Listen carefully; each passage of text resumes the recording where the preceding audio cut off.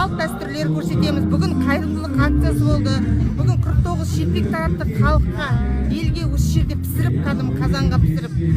Одан кейін ертең енді жаңағы мәдениет салт дәстүр күні ғой, соны көрсетеміз.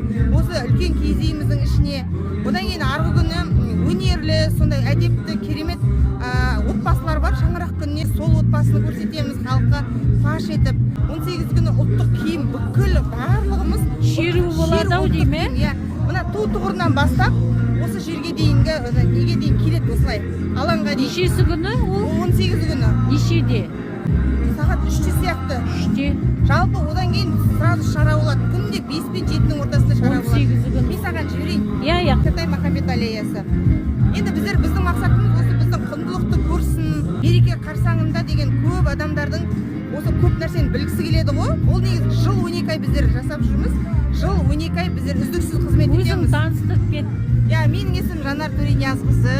Мен осы жалпы осы қазақтың дәстүрін дәріптеушімін. Осы 3 жылға жақын болды.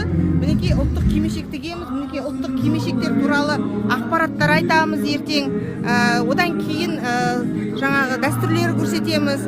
Осы киіз үйдің бүкіл сырларымен, тарихымен таныстырамыз.